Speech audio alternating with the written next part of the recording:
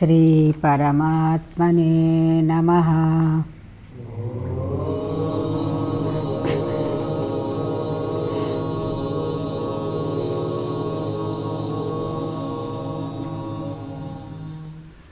श्री परमात्मने नमः।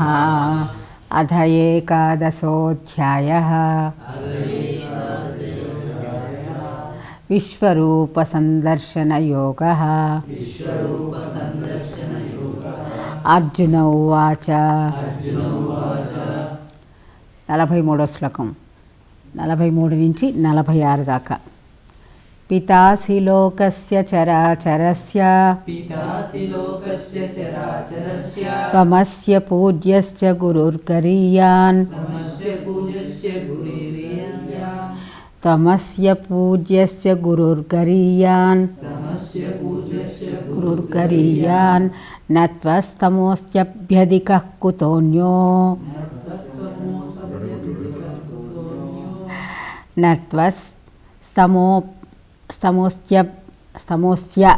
నత్వస్తమోస్త్య అభ్యధిక కుతోన్యో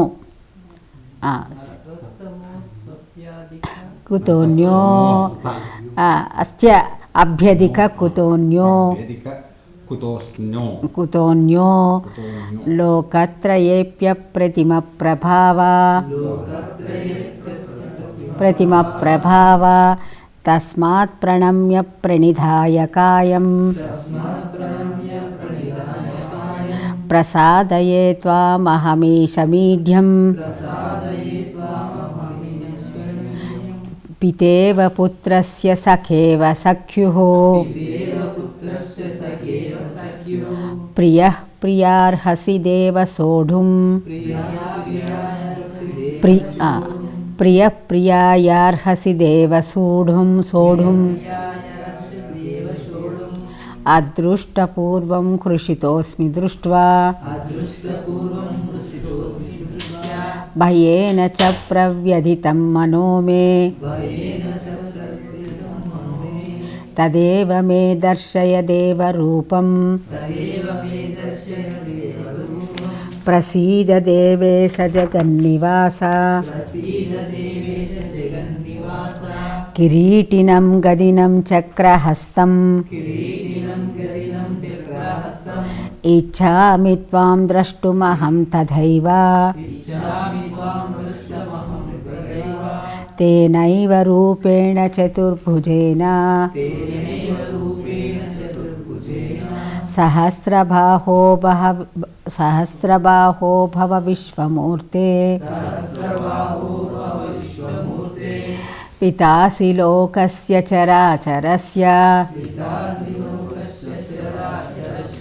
త్వమస్య పూజ్యశ్చ గురుర్గరీయాన్ నత్వస్తమోస్త్యభ్యధికః కుతోన్యో లోకత్రయేప్యప్రతిమప్రభావ తస్మాత్ ప్రణమ్య ప్రణిధాయ కాయం ప్రసాదయే త్వామహమీశమీఢ్యం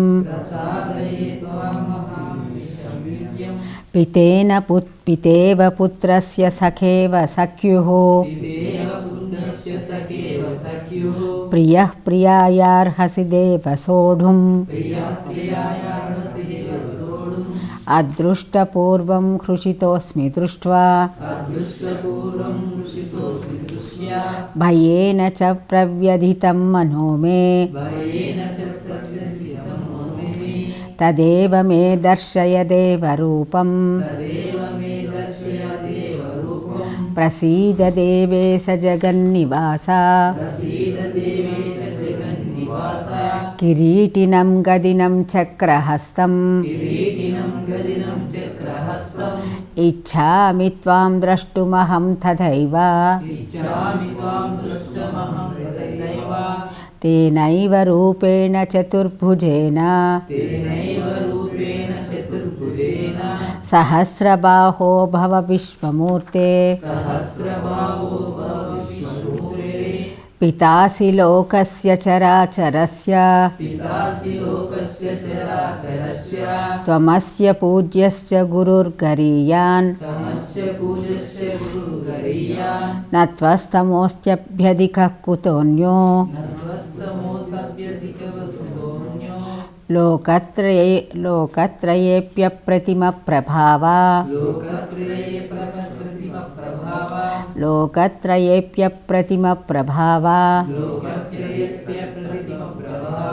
తస్మాత్ ప్రణమ్య ప్రణిధాయ కాయం ప్రసాదయే త్వామహమీశమీఢం ప్రసాదయే త్వామహమీశమీఢ్యం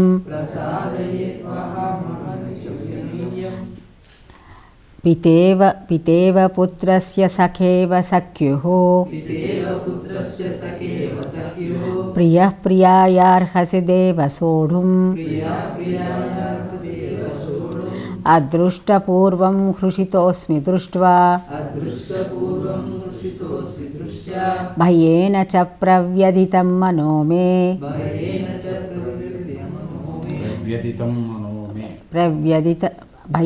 చ ప్రవ్యధితం మనో మే తదేవ మే దర్శయ దేవరూపం ప్రసీద దేవేశ జగన్నివాస కిరీటినం గదినం చక్రహస్తం ఇచ్ఛామి త్వాం ద్రష్టుమహం తథైవ తేనైవ రూపేణ చతుర్భుజేన సహస్రబాహో భవ విశ్వమూర్తే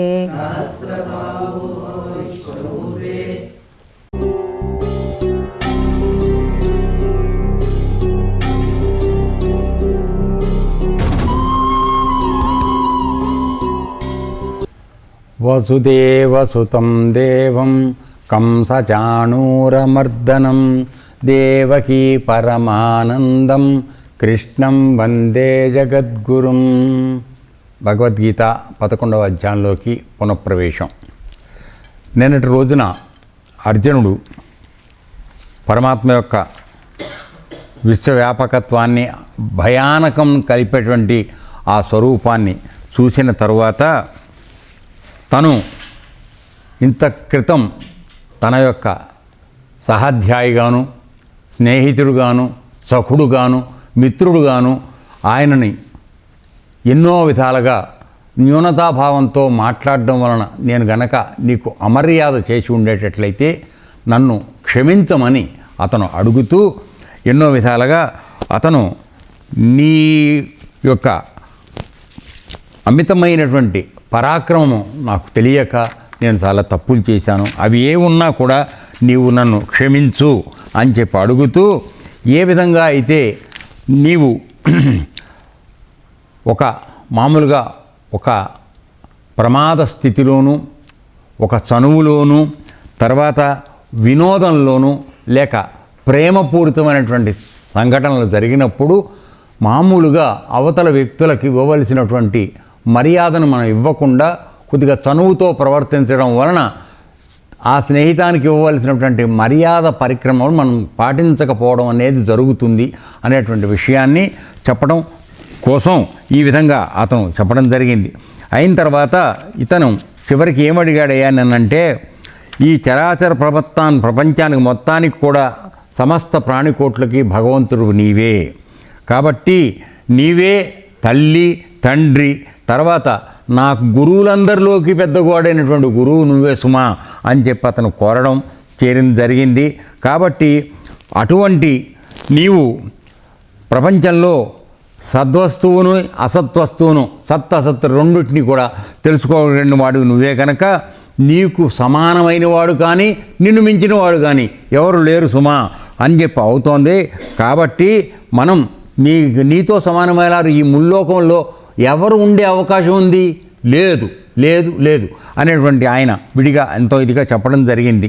తర్వాత ఈరోజు మళ్ళా వచ్చేటప్పటికీ ఆయన 43వ శ్లోకంలో అదే విషయాన్ని మళ్ళీ తను చేసిన తప్పులు క్షమించమని అడుగుతూ మళ్ళీ అటువంటి విషయాన్నే ప్రస్తావిస్తూ వస్తున్నాడు. అది ఏ విధంగా నడుస్తుందో మనం చూద్దాం. 43వ శ్లోకానికి వచ్చేటప్పటికి టీకా తాత్పర్యం. అప్రతిమ ప్రభావ, సాటిలేని ప్రభావం కలవాడా, త్వం నీవు, చరాచరస్య స్థావర జంగమాత్మకమైన అస్య లోకస్య ఈ ప్రపంచమునకు పితా తండ్రివి, అసి ఇప్పుడే చెప్పాను, అసి అయి ఉన్నావు, చ మరియు పూజ్య పూజింపదగిన వాడవును, గరియాన్ గురు సర్వశ్రేష్ఠుడవైన గురువు అసి అయి ఉన్నావు, లోకత్రయే అపి ముల్లోకములందును తస్వమ నీతో సమానమైన వాడు నా అస్తి లేడు, అభ్యధిక ఇక నిన్ను మించిన వాడు, అన్య మరొకడు, కుతః ఎక్కడ ఎట్లుండగలడు అనేటువంటి ప్రశ్న ఈ రోజున అతను వేస్తున్నాడు. ఏమిటంటే పరమాత్మ యొక్క సర్వవ్యాపకత్వాన్ని, తర్వాత ఆయన యొక్క గొప్పతనాన్ని పరిపూర్ణంగా చూడడమే కాకుండా అనుభవించడం కూడా జరిగినటువంటి వాడు కాబట్టి అత్యంత వినయ భక్తులతో, భక్తి ప్రపత్తులతో అతను ఆయనకి శరణుజొచ్చుతూ ఇన్ని విషయాలు చెబుతూ, ఓ సాటిలేని ప్రభ కలిగినటువంటి ఓ కృష్ణమూర్తి, నీవు ప్రపంచానికంతా తండ్రి అయి ఉన్నావయ్యా, తర్వాత నీ వంటి పూజ్యులు సర్వశ్రేష్ఠులు ఆయన గురువులకి నీవు గురువై ఉన్నావయ్యా తండ్రి, ముల్లోకముల్లో నీతో సమానమైన వారెవరూ లేరు, తర్వాత ఇక నిన్ను మించిన వారు ఇంకొకరు ఎలా ఉండగలరు అంటే ఉండరు అనేటువంటి ఉద్దేశంగా ఆయన చెప్పటం జరిగింది. తర్వాత ఈ ప్రకారంగా ఆయన ప్రార్థించిన తర్వాత మళ్ళీ సాష్టాంగ దండ ప్రణామాలు చేస్తూ ఏ విధంగా ఆయనన్ని అపరాధాలు క్షమించమని వేడుకుంటున్నాడో ఇప్పుడు రాబోయే 2 శ్లోకాల్లో మనం చూద్దాం. ఏమిటంటే 44వ శ్లోకానికి మొట్టమొదట టీకా తాత్పర్యం చూద్దాం. తస్మాత్ అందువలన కాయం శరీరమును ప్రణిధాయ భూమిపై అనగా సాష్టాంగముగా పరుండబెట్టి ప్రణమ్య నమస్కరించి ఈశం ఈశ్వరుడువును లేక నియామకుడువును ఈడ్యం స్తుతింపదగిన వాడవును త్వాం నిన్ను ప్రసాదయే అనుగ్రహింప వేడుచున్నాను దేవా ఓ దేవా పుత్రస్య అనగా కుమారుని యొక్క అపరాధమును పితా ఇవ తండ్రి వలెను. ఇక్కడ 3 రకాలైనటువంటి విశేషణాలు చెప్తున్నాడు. అంటే 3 సందర్భాల్లో జరిగేటువంటి పొరపాటుల్ని పెద్దవాళ్ళు ఏ విధంగా క్షమిస్తారనేది ఉదాహరణ చెప్పడానికి చెప్తున్నాడు. ఏ విధంగా కుమారుడు యొక్క అపరాధమును పితా ఇవ తండ్రి వలెను, సఖ్య చెలికాని యొక్క తప్పును సఖా ఇవ చెలికాని వలెను, ప్రియయ అంటే ప్రియురాలి యొక్క తప్పును ప్రియ ఇవ ప్రియుని వలెను, మే నా యొక్క అపరాధం తప్పును సోడుం అనగా క్షయించుటకు లేక క్షమించుటకు అర్హసి నీవే తగి ఉన్నావు అని చెప్పి ఇక్కడ అడగడం జరుగుతుంది. ఏమిటి చేశాడయ్యా? ఇందాకేమో యాక్చువల్గా అక్కడ నువ్వే గురువువి, నీకన్నా ఎవరు లేరు, నీతో సమానమైన వాళ్ళు అసలు ఎవరు ఉంటారు అనేటువంటి ఒక ప్రశ్న వేసిన తర్వాత ఇమీడియట్గా ఏం చేశాడంటే సాష్టాంగ దండ ప్రణామం చేశాడు. అంటే దీని యొక్క సాష్టాంగ దండ ప్రణామము మన యొక్క సంస్కృతిలో ఒక శిష్యుడు లేక పెద్ద ఆయన ఎదురకుండా చిన్నవాడు ఉన్నప్పుడు చేయవలసినటువంటి విధానంగా ఎందుకు చెప్పబడింది అంటే దీనిలో అత్యంత రహస్యమైనటువంటి యోగ ప్రక్రియ కూడా దాగి ఉన్నది. ఒకటి ఏమిటంటే శరీరాన్ని ఆ విధంగా భూమికి ఆనించి అష్ట అంగములు అంటే 8 అంగాలు నేలకు తగిలేటట్టుగా చేయడం వలన పురుషుడు యొక్క శరీరం భూమికి తగిలినప్పుడు శక్తివంతంగా తయారవుతుంది. అది స్త్రీకి పరిమితం కాదు, ఎందుకంటే ఆమె యొక్క శరీర భాగాలు భూమికి తగలకూడదు, ఆమె భూమి రూపం అయి ఉంది, తగలకూడదు. అందుకని ఆవిడకి ఆ విధమైనటువంటి ప్రణామం ఇవ్వాల. పురుషుడు మాత్రం చేయవలసినటువంటి ఆవశ్యకత ఉన్నది శరీరం దారుఢ్యంగా తయారవడానికి. రెండోది ముఖ్యమైనది ఏమిటంటే ఆ విధంగా శిరస్సు వంచి శరీరం అంతా కూడా నేల మీద సాష్టాంగ దండ ప్రణామం చేయడం వలన మామూలుగా మానవులందరికీ ఉండేటువంటి అహంకార ప్రతిరూపం తలలో ఉంటుంది. కాబట్టి తలను నేలకు వాల్చేస్తున్నాడు అంటే అర్థం తనని తాను సమర్పించుకుంటున్నాడని గుర్తు. అయితే కేవలం తలను మాత్రమే ఉంచడమా అంటే కాదు. ఇక్కడ కావాల్సింది ఏంటంటే శరీరంతో పాటు మనస్సునందు తర్వాత వాక్కునందు కూడా అదే విధమైనటువంటి శ్రద్ధాభక్తి ఉండాలి, వినయం ద్యోతకం అవ్వాలి. అంటే ఇక్కడ మళ్ళీ త్రికరణ శుద్ధిని ప్రతిపాదించడం జరుగుతోంది. అంటే ఊరికే వచ్చి ఒకసారి టానేసి నమస్కారం పెట్టేసి లేచిపోవడం కాదు. అర్థమైందా? త్రికరణ శుద్ధి అంటే నీ యొక్క శరీరంతో పాటు మనస్సు తర్వాత నీ వాక్కు ఇవన్నీ కూడా ఆ ఒక గురువు పట్ల వినయంతో వినమ్రంగా నీవు దండ ప్రణామం ఆచరించడం చేయాలి. దానివల్ల ఏం జరుగుతుందంటే శిష్యుడి యొక్క నేను చాలా గొప్పవాడినను, నేను నా అంతటి వాడు లేడు అనేటువంటి మామూలుగా ఉండేటువంటి భావం ఏదైతుందో అది గురువు దగ్గర సమర్పణ చేసి నువ్వు అత్యంత వినయంగా ఆయనకి సరెండర్ అవ్వాలి అనేది ఇందులో ఉన్నటువంటి విషయం. అప్పుడు అయితేనే త్రికరణములతో నీవు పెద్దలను సేవించినట్లుగా అవుతుంది. ఆ విధంగా తను చేయడం ద్వారా అర్జునుడు మనందరికీ కూడా గురువుల పట్ల ఏ విధంగా ఉండాలనే విషయాన్ని మనకు సూచించడం జరుగుతుందనేది కొద్దిగా విఘ్నత ఉన్నటువంటి మనలాంటి వాళ్ళు తెలుసుకోవాల్సిన అవసరం ఎంతైనా ఉన్నది. తర్వాత ఈ విధంగా చేసిన తర్వాత ఇక్కడ ఒక 3 విషయాల పట్ల ఆయన ప్రస్తావిస్తున్నాడు. ఏమిటవి అంటే ప్రమాదము, వినోదము, ప్రేమ అనేటువంటి 3 సందర్భాలలో మామూలుగా అవతల వ్యక్తి పెద్దవాడు కానీ చిన్నవాడు కానీ మనం పాటించవలసినటువంటి విధి విధానాలు, గౌరవ మర్యాదలు మనం మరిచిపోయేటువంటి సందర్భం వస్తుంది ఈ 3 సిచ్యువేషన్స్లో. సో అవి ఏ విధంగా జరుగుతాయి అనేటట్లయితే వాటిని కొద్దిగా ఉదాహరణగా చెప్పి లోపలికి వెళదాం. మొదటిది ఏమిటి? ఏ విధంగా అయితే తండ్రి కొడుకుని క్షమించాడో అనేటువంటి విషయం ఒక ఉదాహరణ తీసుకున్నాడు ఇక్కడ దీనికి మనం ఈ భారవి అనేటువంటి పిల్లవాడి యొక్క కథని మనం కొద్దిగా ఉటంకించుకోవడం మనకి ఇక్కడ సందర్భోచితంగా ఉంటుందనేది ఇది. ఎందుకంటే ఈ పిల్లవాడు అత్యంత ఉత్తమమైనటువంటి పండితుడు, కవి, జ్ఞాని. అయితే తండ్రి కూడా చాలా గొప్పవాడు, ఎంతో శాస్త్రజ్ఞుడు, పండితారాధ్యుడు, చాలా గొప్పవాడు, అత్యంత విశిష్టమైన వ్యక్తి.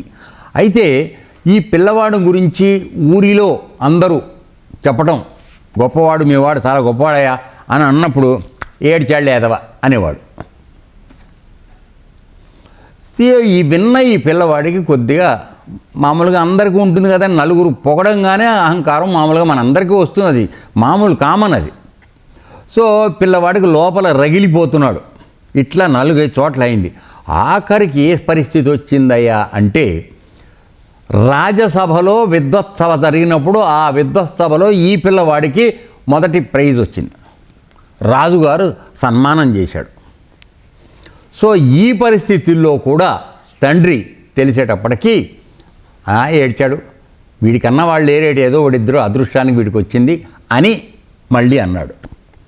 అనేటప్పటికీ ఇక ఈ కొడుకుకి ఏ విధమైనటువంటి భావన వచ్చిందంటే నా తండ్రి నా యొక్క అభివృద్ధిని చూసి సహించలేకుండా ఉన్నాడు, ఈర్ష్యతో బాధపడుతున్నాడు, కాబట్టి వీడిని అడ్డం తొలగించుకుంటే కానీ నా ప్రతిభ బయటికి రాదు, వీడిని చంపేయాలని నిర్ణయం చేసుకున్నాడు. నిర్ణయం చేసుకుని వాళ్ళ ఇంట్లో మామూలుగా అటక ఉంది.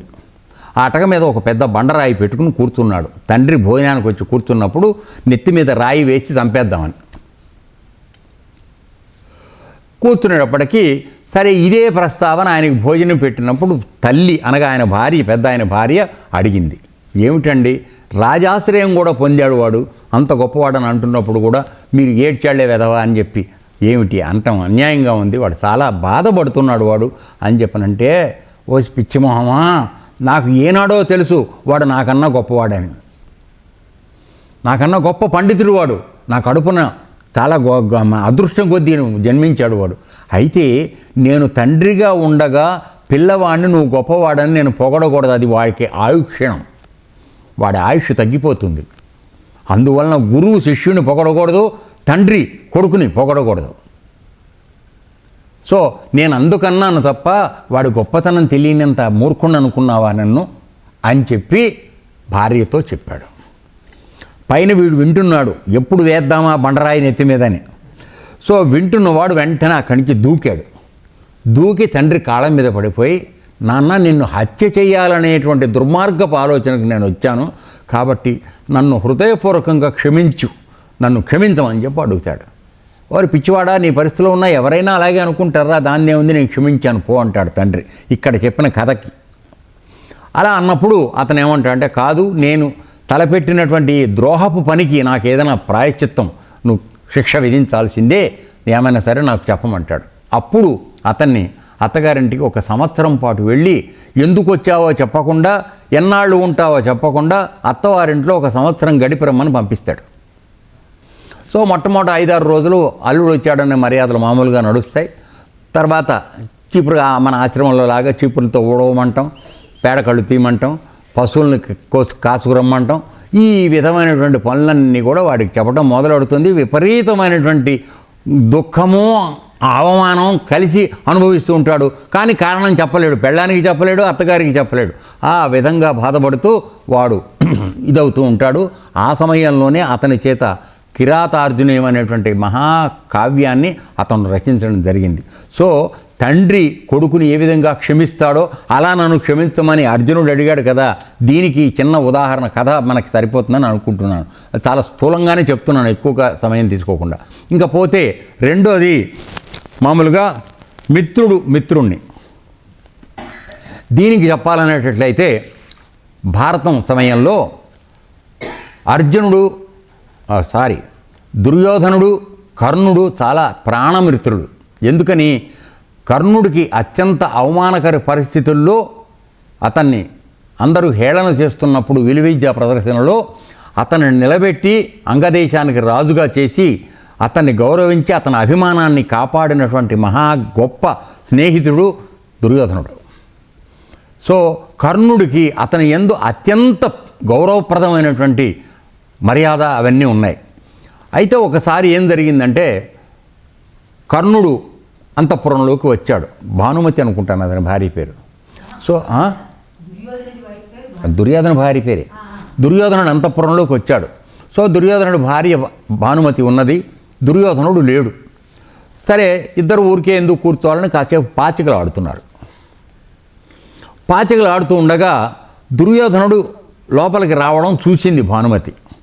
చూసి చక్కన లేచిపోయింది, కూర్చున్న చోటు నుంచి లేచింది. ఆట మధ్యలో లేస్తామేంటి, కూర్చో అని చెంగు పట్టుకున్నాడు. ఆయన వస్తున్నాడు సంగతి వీడికి తెలియదు, మామూలుగా పొరపాటు అంతే. సో చెంగు పట్టుకున్నాడు, అవి విదిలించుకోవడానికి ప్రయత్నం చేస్తుంది. సడన్గా అప్పుడు దుర్యోధనుడు కనపడతాడు. కనబడేటప్పటికీ ఇతను హతాశుడైపోయి, మిత్రమా, నా వలన పెద్ద పొరపాటు జరిగింది, నన్ను హృదయపూర్వకంగా క్షమించు, నేను ఆట ఆడేటువంటి ఉద్దేశంలో నేను నా యొక్క మర్యాదను కోల్పోయి ఆమె చెరుగు పట్టుకున్నాను, క్షమించు, నా వలన గొప్ప పొరపాటు జరిగిందనంటే అప్పుడు దుర్యోధనుడు ఎంతో ధైర్యం చెప్తాడు. ఒరే పిచ్చివాడా, ఇటువంటి చిన్న సంఘటన చూసి నిన్ను అనుమానిస్తే నువ్వు నీ స్నేహితుడిని ఎట్టు అవుతాను నేను? తప్పురా, అటువంటి ఆలోచనే రానివ్వకు, నువ్వు ఎల్లప్పుడూ నా ఆత్మీయుడివే, జరిగిన సంఘటన మర్చిపోమని ఆ విధంగా అతన్ని నిబ్బరింపజేస్తాడు దుర్యోధనుడు. సో ఒక మిత్రుడు వలన రెండో మిత్రుడు పొరపాటు జరిగితే క్షమించగలిగినటువంటి లక్షణం నిజమైన మిత్రుల్లో ఉండాలి. ఓకే, ఇది రెండో దానికి ఉదాహరణ. మిత్రుడిని అని చెప్పను అన్నాడుగా. ఇకపోతే ప్రియురాల్ని ప్రియుడు క్షమించినట్టుగా, దాన్ని ఆ రోజుల్లో ఈ ప్రియురాలుగా ఉండిపోయే పరిస్థితి లేదుగా, భార్యాభర్తలు అవ్వడమే లెక్క. సో భార్యాభర్తలను అనుకుందాం. సో ఈ కథ కొద్దిగా ఎక్కువసేపు చెప్పాల్సి వస్తుంది, దీనికి పురాణ గాథ చాలా ఉంది వెనకాల. సో ఈ విషయానికి వచ్చేప్పటికి ఏంటంటే, పార్వతీ పరమేశ్వరులకి కొత్తగా వివాహం అయింది. సో వాళ్ళు హనీమూన్ ఎంజాయ్ చేస్తున్నారు మేరు పర్వతం మీద. సో ఈ సమయంలో కాసేపు ఖాళీ సమయం దొరికితే శివుడు కళ్ళు మూసుకుని యోగంలోకి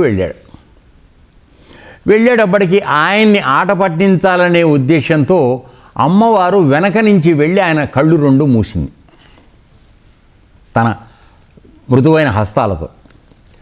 మూసేటప్పటికీ ఆయన యొక్క కన్నులు 2 ఏమిటి, ప్రపంచం మొత్తానికి సూర్యుడు చంద్రుడు కాంతి, వాటి యొక్క ప్రకాశంతోనే ఈ సృష్టి అంతా కూడా ప్రకాశంలో చరిస్తోంది.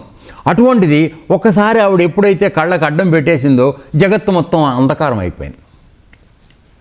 అంధకారం అయిపోయేటప్పటికి అల్లకల్లోలం అయిపోయింది. ప్రపంచం అంతా కూడా గోల జరిగిపోవడం. సరే అప్పుడు ఏం చేస్తా అంటే సున్నితంగా, ప్రియా నువ్వు చేసింది తప్పు సుమా అని చెప్పి ఆ చేతులు తీసేస్తాడు. అయితే ఆవిడ చేయి పెట్టి ఈయన తీసేసే లోపుగానే ఆ ఘనీభవించినటువంటి ఆ చీకటంతా ఏదైతే ఉందో అది ఒక పిల్లవాడి రూపం పొందింది. పిల్లవాడి రూపం పొందేటప్పటికీ వాడు అంధుడు ప్లస్ తమో గుణంతో ఉన్న రాక్షస ప్రవృత్తి కలిగిన వాడు. అందుకోసం శివుడు వాడిని తీసుకెళ్ళి చంపడానికి వీల్లేదు కదా, అందుకోసం తీసుకెళ్ళి వాడిని హిరణ్యాక్షుడి దగ్గర పెట్టి వాడిని పెంచమని చెప్పాడు. వాడు పెరుగుతున్నాడు, బ్రహ్మాండంగా రాక్షసుడుగా తయారయ్యాడు. అయిన తర్వాత మామూలుగా బ్రహ్మదేవుడికి తపస్సు చేశాడు, అన్ని విపరీతమైన వరాలు పొందాడు, అంతా చేశాడు. చేసిన తర్వాత ఒకరోజు అమ్మవారు మందరగిరి పర్వతం మీద ఆవిడ వ్యాఖ్యాడికి తిరుగుతుండగా ఆవిడని చూసి మోహించాడు. మోహించి ఏం చేశాడు, శివుడు కబురు చేశాడు, నీ పెళ్ళాన్ని నాకు అప్పచెప్పమని. అప్పుడు ఏమిటి, శివుడు పాశుపత వ్రతం అనే ఒక పెద్ద బ్రహ్మాండమైనటువంటి వ్రతం దీక్షలో ఉన్నాడు. ఆయన వ్రత దీక్షలో ఉన్నవాళ్ళు యుద్ధ పరిశ్రమ అటువంటివి చేయడానికి అవకాశం లేదు. అందువలన ఏం చేస్తాడంటే ఆయన మారు వేషం వేసుకుని లోపల ఎక్కడికో వెళ్ళిపోయి దాక్కుంటాడు. ఇప్పుడు వీడితో యుద్ధం చేయడానికి సమయం కాదు అది. సరే ఎప్పుడైతే శివుడు కనపడకుండా పోయాడో వీడు శివుడు రూపం వేసుకుంటాడు. వేసుకుని అమ్మవారి దగ్గరికి వెడతాడు. అమ్మవారు గ్రహిస్తుంది. గ్రహించి అమ్మ దుర్మార్గుడు వీళ్ళు వస్తున్నావు అని చెప్పేసి వాడు రాక్షసుడు చెప్తే వినే పరిస్థితి ఉండదు. సో అందువలన అని చెప్పి కామాతురుడు కదా వాడు. సో ఆ విధంగా అని చెప్పి ఏం చేస్తుందంటే పారిపోయి ఆవిడ తోటలో ఉన్నటువంటి ఒక అర్కపత్రం, అర్క పువ్వు అంటే తెల్ల జిల్లేడు పువ్వులో చేరిపోతుంది. ఆవిడ వీడికి కనపడదు. సో అప్పటి నుంచి ఆవిడికి ఆ అర్క పుష్పం అనేది చాలా ప్రీతికరమైనదిగా పరిగణించబడుతుంది. సాక్షాత్తు వినాయకుడు ఆ అర్కపత్రం యొక్క చెట్టు యొక్క వేరులో ఉంటాడు కనుక అర్కపత్ర వేరుతో ఉన్నటువంటి వినాయక విగ్రహాన్ని పూజ చేయడం అన్ని విధాలా శ్రేయస్కరమని గ్రంథాలని చెప్తున్నాయి. సరే ఇది కథ అయిపోయింది. ఈవిడ దొరకలేదు. సరే ఈలోపు ఏం చేశాడంటే ఇక ఇది లాభం లేదని చెప్పి శివుడి మీదకే మళ్ళీ యుద్ధానికి వెళ్ళాడు. వీడే వెళ్ళాడు. సరే ఇప్పుడు ఆయన తపస్సు అయిపోతోంది, వ్రత దీక్ష అయిపోయే సమయం వచ్చింది కనుక ఇక లాభం లేదని చెప్పేసి వాణ్ణి త్రిశూలంతో గుచ్చి పైకెత్తాడు. ఎత్తేటప్పటికీ ఒంట్లో ఉన్న పొగరుతో ఉన్నటువంటి రక్తం అంతా కారిపోయింది. అర్థమైందా? సో ఆ రక్తం అంతా కారిపోయేటప్పటికీ సావు మోకం పడిపోయి వెంటనే క్షమించు గురుదేవా అని చెప్పి కాళ్ళ మీద పడిపోయాడు, నన్ను రక్షించు అని చెప్పి. మరి ఆయన ఎవరిని అంత తేలిగ్గా శిక్షించే ఇది లేదు కనుక సరేరా అని చెప్పి మళ్ళీ తీసుకొచ్చి వెనక్కి వేసి వాడిని తయారు చేసి అప్పుడు వాడి యందు దయా ప్రేమతో భృంగి అనేటువంటి పేరు పెట్టి వాణ్ణి తన దగ్గర ఉన్నటువంటి గణాలకి అధ్యక్షుడిగా చేశాడు. సరే వాడికి ఏమిటి, తిరిగి వచ్చాడు. అమ్మవారితో పక్కన కూర్చుంటే వీడికి అమ్మవారిని చూసి ఆ దృష్టి తప్ప తల్లి అనే గౌరవభావం రావడంలా. అందుకని వీడేం చేశాడు, వీరశైవం తీసుకుని కేవలం శివుణ్ణి మాత్రమే పూజించేటువంటి విధంగా తయారయ్యి ఆయనకి ప్రణామం చేయాల్సి వచ్చిన, ప్రదక్షిణ చేయాల్సి వచ్చిన శివుణ్ణి మాత్రమే కవర్ చేసుకుంటూ ప్రదక్షిణ చేయడం, అమ్మవారిని అవమానం చేయడం చేస్తున్నాడు. ఇది అమ్మవారికి కోపం కలిగింది. ఈ వెధవ నన్ను అలగ చేసి వాడు నీకు ఒక్కడికే చేస్తున్నాడని, ఇది చాలా అవమానకరంగా ఉంది, భరించలేకుండా ఉన్నా అని చెప్తుంది. సరే ఏం చేస్తాడు, వీడంటే ఒక విధానం వాడు చాలా వెధవ తావుపోయి బతికాడు అనేటువంటి ఒక జాలి ప్రేమ ఉన్నది ఈయనకి. సో అయినప్పుడు ఏం చేస్తాడంటే వాడు నెక్స్ట్ డే మరోరోజు ప్రదక్షిణ చేయడానికి వచ్చినప్పుడు వాడికి అర్ధనారీశ్వరంతో దర్శనమిస్తాడు. అంటే అమ్మవారిని పక్కన పెట్టుకుని దర్శనమిస్తాడు. ఇప్పుడు ఏం చేస్తారో వెధవ చూద్దామని. వాడు శిష్యుడు గురువుని మించినవాడు. వాడేం చేశాడు, ఒక భ్రమరం కీటకంగా మారిపోయి శివుడి హృదయస్థానంలోంచి తొలుచుకుంటూ లోపలికి వెళ్ళి శివుడికి ప్రదక్షిణ చేసి వచ్చేసాడు. దాంతో అమ్మవారికి అమ్మ దొంగ వెధవా, ఇంత పని నువ్వు చేస్తావా అని చెప్పేసి నువ్వు ముసలవాడి వైపు అంటే ఆకలి లేకుండా నువ్వు మరణించే వరకు అలా ఉండేటట్టుగా వాడిని శాపం పెట్టింది. సో వాడు ఏమీ తినడానికి లేదు, ఆకలి ఉండతో తినలేడు. సో ఆ విధంగా వాడు కృంగి కృషించిపోయి ముసలితనం వచ్చి చావడానికి సిద్ధమైపోయాడు. అయినా సరే వాడు పట్టుదల మాత్రం వదిలిపెట్టదా, వాడు అలాగే ఉన్నాడు. సో ఇక ఈ చూడలేక ఈ వీడు నా పట్ల ఇంత చాలా గట్టి భక్తుడు వీడు, సరే వీడిని లాభం లేదని చెప్పి 3వ కాలు ఇస్తాడు, అంటే కర్ర పెట్టుకుని నడిచే అవకాశం కూడా ఇస్తాడు. అయినా వాడు మారడు. సరే ఇది ఈ లాభం లేదు, అమ్మవారితో కొట్లాట వస్తుందని వాడికి విదేహముక్తి అంటే చనిపోవడానికి ముక్తి ఇచ్చేసి వాడిని ఆయనలో కలిపేసుకుంటాడు. ఇప్పుడు ఏమైంది, ఈ పరిస్థితి చాలా సీరియస్గా టర్న్ అయింది. వాడిని సాధించడానికి అమ్మగారికి అవకాశం లేకుండా అయిపోయాడు. వీడు లేరు కదా, ఇప్పుడు ఎవరిని సాధించాలి? అందుకని మామూలుగా ఆడవాళ్ళందరికీ చులకనైన మొగుడు కాబట్టి శివుడి మీద కోపం తిరుగుతుంది. తిరిగి వెంటనే ఏం చేస్తున్నాడు, తలుపులు వేసేసుకుని లోపలికి వెళ్ళిపోతుంది. సరే ఈయన బయట తలుపు కొడతాడు, ఎప్పటికీ తలుపు తీయదు. ఇంకేం చేయాలి తెలియదు. అందుకని చెప్పి అప్పుడు దక్షిణ భారతదేశంలో ఉన్నటువంటి తిరువణ్ణామలై ప్రాంతంలో ఆ గిరి ప్రదక్షిణం చేయటానికి వచ్చాడు ఆయన. వచ్చి చేస్తూ ఉండగా అమ్మవారికి ఈయన అవమానం చేశాడు కదా, ఏడిపించాడు కదా, అందుకని అక్కడ తిరువణ్ణామలైలో ప్రదక్షిణ చేస్తుండగా అపీత కుచాంబ అనేటువంటి అమ్మవారి ఆలయం ఒకటి ఉంది. అక్కడికి వచ్చేప్పటికి అమ్మవారి సౌంకిని చేసింది. అక్కడ ఉన్న మాతృగణాలు శక్తి రూపాలు అందరూ కలిసి శివుడికి బట్టలు ఇప్పేశారు. దిగంబరుడైపోయాడు. ఎక్కడికి వెళ్ళాలో తెలియదు. ఓ మారుమూల కూర్చున్నాడు. కూర్చున్న తర్వాత ఏం చేయాలి, ఎక్కడికి రావడానికి వీలు లేకుండా అయింది. అప్పుడు ఆలోచన చేస్తాడు, ఈవిడ పట్టు గట్టిగా పట్టింది, ఇప్పుడు ఏదో విధంగా మనం రాజీ చేసుకోకపోతే మనకు బతుకు లేదని తెలుసుకున్నాడు. అందుకని ఏం చేస్తాడంటే ఈయన యొక్క భక్తుడు సుందరని కొంటున్నాడు, సుందరేశ్వరుడు అని. ఆ సుందరేశ్వరుడు అనేవాడిని సంకల్పం చేస్తే వాడు వస్తాడు. ఒరే ఎట్లా కొట్ట కాస్త మా ఇద్దరికి రాజీ చేయరా అని చెప్పి అడుగుతాడు ఆయన. ఓ అదెంత పని గురుదేవా, నేను చేస్తా చూడండి అని వీడు తిరువణామలైలో అరుణాచలంలో ఉన్నటువంటి గుడికి వెళ్ళి అమ్మవారిని తన యొక్క తమిళ గానంతో ప్రసన్నురాలైపోయేటట్టుగా కవిత్వం పాడి బ్రహ్మాండంగా చేస్తాడు, స్తుతిస్తాడు. సో ఆవిడ నిజంగానే హృదయం కరిగిపోయి వాడికి సాక్షాత్ దర్శనం వాడికి ఇస్తుంది సంపూర్ణంగా. ఇచ్చేటప్పటికీ సంతోషపడిపోయి ఒరే ఏం కావాలో కోరుకోరా, నన్ను చాలా ప్రీతి చేసావు, నువ్వు నీకేం వరం కావాలో కోరుకోమంటాడు. అమ్మ నువ్వు నాన్నతో కలిసి నాకు కనపడాలని తల్లి అని కోరుకుంటాడు.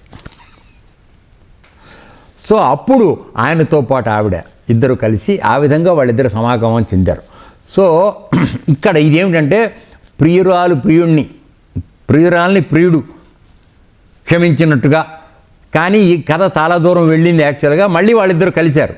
సో ఇన్ని ఉదాహరణలు ఉపమానాలు చెప్పి అర్జునుడు నన్ను ఆ విధంగా క్షమించవయ్యా తండ్రి, ఎందుకని ఇంతకుముందు నిన్ను స్నేహితుడు అనుకున్నాను, సకుడని అనుకున్నాను, అర్థమైందా? సో నా తండ్రివని కూడా తెలుసుకున్నాను ఇప్పుడు. మూడోది నువ్వు ప్రియురాల్ని ప్రియుడు ఏ విధంగా క్షమిస్తాడో ఆ విధంగా కూడా నన్ను క్షమించవయ్యా, నేను నీ యందు అత్యంత ప్రేమతో ఉన్నాను, భక్తితో కూడిన ప్రేమతో, నన్ను ఆ విధంగానే సరే నన్ను క్షమించు సుమా అని చెప్పేసి అతను ప్రార్థించడం జరిగింది.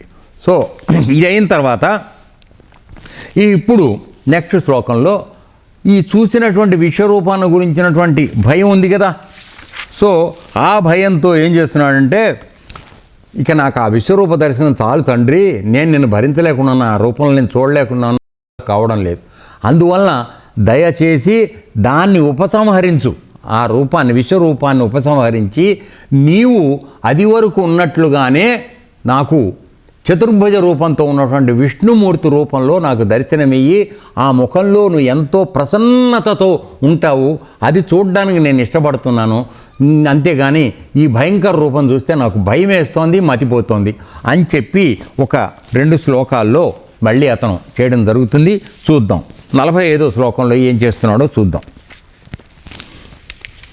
అదృష్టపూర్వం అది వరకు ఎన్నడూ చూడనట్టి ఈ విశ్వరూపమును దృష్ట్వా చూచి హృషిత అనగా ఆనందించిన వాడను అస్మి అగుచున్నాను. మొట్టమొదటి చూసినప్పుడు నేను చాలా సంతోషంగా ఉన్నాను. మరియు మే నా యొక్క మనస్సు భయేనా భయము చేత ప్రవ్యధితం మిక్కిలి బాధ నొందినది. దేవా ఓ దేవా తత్రూపం ఏవ మునుపటి ఆ శాంత రూపమునే మే నాకు దర్శయ చూపుము. దేవేశ అనగా దేవదేవ, జగన్నివాస అంటే జగదాధార, ప్రసీద నన్ను అనుగ్రహించు అని చెప్పి ఈ శ్లోకంలో అతను చెప్తున్నాడు. ఏమిటంటే ఇవరికెన్నడూ చూడనట్టు విశ్వరూపం. అంటే మీరు ఒక్కసారి విశ్వరూపం మొదట పెట్టినప్పుడు, మీరు ఇక్కడ క్లాసులో ఉన్నారో నాకు తెలియదు, మొట్టమొదటిలో విశ్వరూపాన్ని చూపించినప్పుడు నువ్వు చూడు అన్నప్పుడు అర్జునుడికి ఏమీ కనపడలా. బహుశా అతను అప్పుడు చతుర్భుజ రూపమైనటువంటి విష్ణుమూర్తినే చూసి ఉండాలి. అందువలన అతనిలో ఏ ప్రకంపనలు రాలేదు. చాలా సంతోషపడ్డాడు మామూలుగా ఇదేంని చెప్పి. ఇప్పుడు విశ్వరూపాన్ని చూడు అని చెప్పి రెండోసారి దివ్యచక్షువులు ఇస్తున్నాను, నువ్వు విశ్వరూపాన్ని చూడమన్న తర్వాత మొట్టమొదటిగా నీ ఎన్నో వేల నోళ్ళు, చేతులు, కాళ్ళు, ఉదరములు, ముఖాలు అన్నీ కనపడుతున్నాయని చెప్పి తర్వాత కొద్దిసేపటికి ఆ ముఖాలన్నీ కూడా ప్రజ్వరిల్లుతున్నటువంటి అగ్నితో ఉన్నాయి. దంష్ట్రకళారాలు అంటే దంతాలు, కోరలతో రక్తం చిమ్ముతూ ఉన్నాయి. వీటిల్లో అందరూ నడిచి వెళ్ళిపోతున్నారు వేగంగా. భీష్ముడు, ద్రోణుడు వీళ్ళందరూ కూడా వెళ్ళిపోవడం నేను చూశాను సుమా అని చెప్పి భవిష్యత్తులో జరగబోతున్న సంఘటన వర్తమానంలో చూసినటువంటి విషయాలన్నీ కూడా అతను చెప్పడం జరిగింది. కాబట్టి మొట్టమొదటిగా చూసినటువంటి ఆ శాంతరస స్వభావం అతనికి ఎగిరిపోయి భయం పట్టుకుంది. దాన్ని భరించలేని పరిస్థితి వచ్చింది. అందుకని ఇప్పుడు ఏం అడుగుతున్నాడు, ఇదివరకెన్నడూ అటువంటి విశ్వరూపం నేను ఎప్పుడు చూడలేదు, నాకు తెలియదు. కాబట్టి అది చూసినప్పుడు మొట్టమొదటిలో ఆనందం కలిగింది. కానీ దాని తర్వాత అందరూ చచ్చిపోయి వెళ్ళిపోవటం అవి అంటే ఏమిటి, భూత భవిష్యత్ కాలాలు అతనికి లేకుండా అన్నీ వర్తమానంలో జరుగుతున్నట్టుగానే తెలుస్తున్నాయి. అతను నిలబడే ఉన్నాడు, వాళ్ళందరూ చనిపోవడం వెళ్ళిపోవడం అంతా తెలిగిపోతోంది. నిజానికి యుద్ధం జరగలేదు పూర్తిగా, వాళ్ళు చచ్చిపోలేదు. నువ్వు చంపడంతో సంబంధం లేదురా, వీళ్ళందరూ ఎప్పుడో చచ్చిపోయారు, నువ్వు కేవలం బాణమేయి అంతే, నువ్వు నిమిత్త మాత్రుడి కా అని చెప్పి కృష్ణుడు చెప్పడం కూడా, పరమాత్మ విశ్వరూపంలో చెప్పడం కూడా జరిగింది. కాబట్టి తన యొక్క పరిమితత్వాన్ని, ఆయన యొక్క అపరిమితత్వాన్ని ఆ రెండు అర్థమైనవి. కానీ భయం వేస్తోంది, శాంతి పోయింది, సుఖం పోయింది, మనసు ఇదైపోతోంది. సో అట్టి పరిస్థితిలో దాన్ని చూచి మొదట్లో ఆనందం పొందిన తర్వాత దాన్ని మాత్రం నా మనసు మిక్కుల వ్యధ చెందుతోంది, నేను భరించలేకుండా ఉన్నాను. కావున నీ మునపటి సౌమ్య రూపాన్ని మాత్రమే నాకు చూపించు దేవా, జగదాధార, జగత్తు మొత్తాన్ని నువ్వు ధరించేవాడివి నువ్వు, కాబట్టి నన్ను అనుగ్రహించు అని చెప్పి ఇక్కడ ఆయన రెండు విధాలుగా ఎన్నోసారిగా ప్రసీద దేవేశ జగన్నివాస ఇక్కడ చెప్పేటప్పటికి ఏమిటంటే, ఈయన దేవతలకు స్వామివైన వాడిని దేవేశ, తర్వాత జగత్తుకు ఆధారము సర్వవ్యాపి, తర్వాత అయిన వాడిని జగన్నివాసుడు అంటారు. సో ఈ విధంగా ప్రసీద అనగా ప్రసన్నుడు కా తండ్రి, నువ్వు మామూలుగా నీ యొక్క చతుర్భుజాలతో, మామూలుగా వీడు చూసింది ఏమిటి, ఇక్కడ మూడు రకాల దృశ్యాలు ఉన్నాయి గుర్తుపెట్టుకోండి. ఒకటి ద్విభుజంతో, రెండు భుజాలతో కృష్ణ పరమాత్మగా చూస్తున్నాడు, స్నేహితుడుగాను అదిగాను ఇదిగాను. తర్వాత అత్యంత ప్రసన్నమైన ముఖంతో చతుర్భుజాలతో విష్ణుమూర్తిగా కిరీటం, శంఖం, గద ఇవన్నీ పెట్టుకుని, ఇది రెండోది.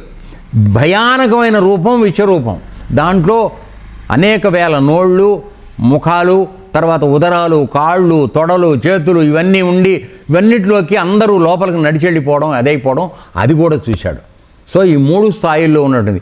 ఇప్పుడు ఏం చేశాడు, ఇంతకుముందు మామూలుగా రెండు భుజాలతో నాతో పాటు రెండు కాళ్ళు చేతులతో ఉన్నటువంటి కృష్ణుడు అనుకున్న పరిస్థితి దాటిపోయింది, ఆ నిజం తెలిసింది. అంతకన్నా రెండో స్థితిలో ఉన్నటువంటి విష్ణుమూర్తి రూపం కూడా దాటిపోయింది చతుర్భుజంతో. అసలు అనేక భుజాలతో, అనేక బాహువులతో కనపడుతున్న, వేల బాహువులతో కనపడుతున్నటువంటి విరాట్ స్వరూపం చూశాడు. కాబట్టి ఇప్పుడు ప్రార్థన ఏమిటంటే, ఆ విరాట్ స్వరూపాన్ని ఉపసంహరించి నీ యొక్క ప్రసన్నమైనటువంటి చతుర్భుజంతో ఉండేటువంటి విష్ణుమూర్తి యొక్క రూపంలోకి రా తండ్రి అని చెప్పి ఇతను అడుగుతున్నాడు. కాబట్టి ఇక్కడ మూడు అతను దృశ్యాలు చూసినట్టుగా మనం అర్థం చేసుకోవాల్సి వస్తుంది.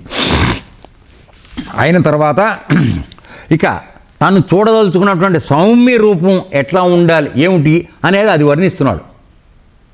మళ్ళీ నాకు ఇంకో రూపం చూపిస్తావేమో, నాకు అది వద్దు, నేను చూడదలుచుకున్నటువంటి నీ యొక్క సౌమ్య రూపం ఈ విధంగా ఉండాలి అని చెప్పి 46వ శ్లోకంలో అతను చెప్పడం జరుగుతోంది. టీకా తాత్పర్యం. అహం నేను త్వాం నిన్ను తథా ఏవ మునిపటి వలనే కిరీటము గలవానిగను గదినం గదను ధరించిన వానిగను చక్రహస్తం చక్రము చేతిలో కలవానిగను ద్రష్టుం చూచుటకు ఇచ్ఛామి కోరుతున్నాను. సహస్రబాహో ఇప్పుడు అనేక హస్తములు కలిగిన వాడా, విశ్వమూర్తే సమస్త ప్రపంచముకు స్వరూపముగా గలవాడా, చతుర్భుజేన 4 చేతులు గల తేన రూపేణ ఏవ ఆ రూపముతోనే భవ మరల నీవు అగుము. అనగా నేను ఆ రూపమునే మరల ధరించమని ప్రార్థిస్తున్నాను. అంటే విశ్వరూపంలో ఉన్నటువంటి అనేక బాహువులు, అనేకమైనటువంటి భుజాలు, ఆ రూపం నాకు వద్దు, నేను ఇంక భరించలేకుండా ఉన్నాను. దయచేసి దాన్ని ఉపసంహరించి నీవు 4 భుజాలతో కలిసి కిరీటాన్ని పెట్టుకుని గదని పట్టుకుని చక్రాన్ని పట్టుకుని ఉన్నటువంటి ప్రసన్నమైన ముఖం కలిగిన నిన్ను చూడడం నేను ఇష్టపడుతున్నాను. కావున ఆ రూపంలోకి నువ్వు దయచేసి రమ్మని నేను నిన్ను మునుపటి వలనే కిరీటము గదా చక్రము చేత ధరించిన వానిగా చూడదలంచుతున్నాను. నేను అట్లా చూడదలుచుకున్నాను నిన్ను. అనేక హస్తములు గల దేవా జగద్రూప అంటే ఇది విరాట్ స్వరూపం. 4 భుజములు గల ఆ పూర్వ రూపమునే మరల ధరింపము అని అడుగుతున్నాడు. ఇక్కడ ఒక చిన్న సందేహం ఏమిటంటే, విరాట్ రూపం మొదటిసారి చూశాడు, అనుమానం లేదు. ఇంతకు ముందు ఉన్నటువంటి చతుర్భుజములు కలిగినటువంటి విష్ణుమూర్తి రూపం చూపించమని అడుగుతున్నాడు. అంటే ఈ రూపాన్ని వాడు చూశాడు అర్జునుడు. అతనికి ఇంతవరకు 2 భుజాలు ఉన్నటువంటి కృష్ణ పరమాత్మే తెలుసు. ఏ విధంగా చెప్పి ఉండే అవకాశం ఉందనేది ఊరికే మనం ఏమిటంటే కొద్దిగా దీన్ని లాగడానికి చేసిన ప్రయత్నము గమ్మున ఊరుకుంటే బాగుంటుంది, కానీ మనం అలా ఊరుకోలేము. నేను కాకపోయినా మీలో ఎవరికో ఒకరికి ఆ సందేహం రావచ్చు. అంతకుముందు చూశాను అంటున్నాడు కదా, దానికి మీరు సమాధానం చెప్పలేదు ఏమిటని.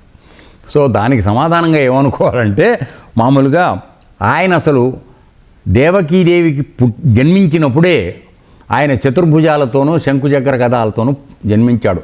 ఆయది అక్కడ జైల్లో కారాగారంలో.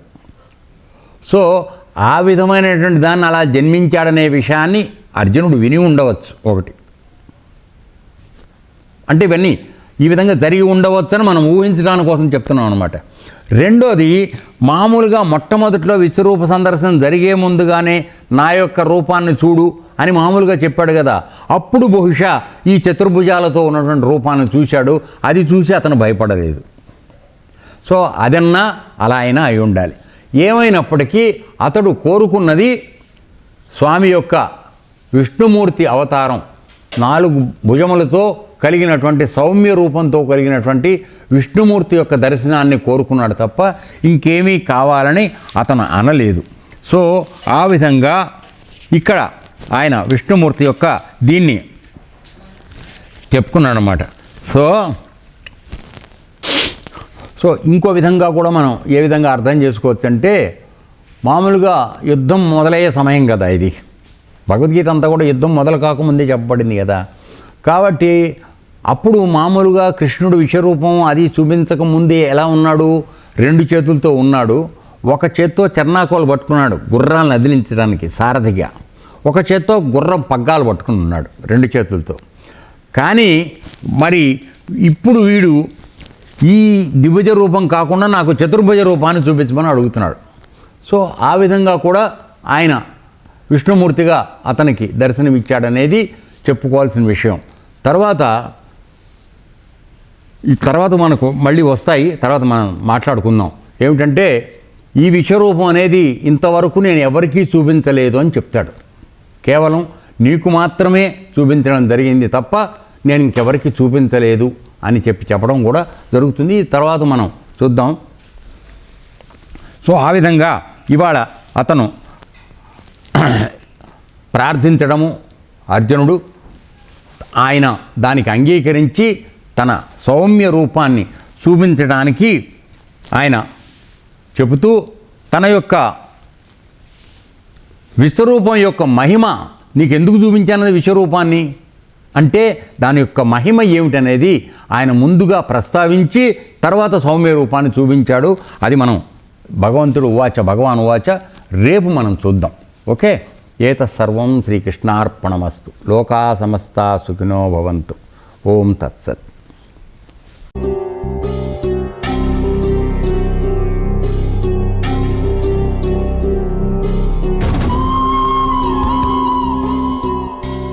ఓం తత్సదితి శ్రీమద్భగవద్గీతాసు ఉపనిషత్సు బ్రహ్మ విద్యాయాం యోగశాస్త్రే శ్రీకృష్ణార్జున సంవాదే విశ్వరూప సందర్శన యోగో నామ ఏకాదశోऽధ్యాయః. ఓం శాంతి శాంతి శాంతి.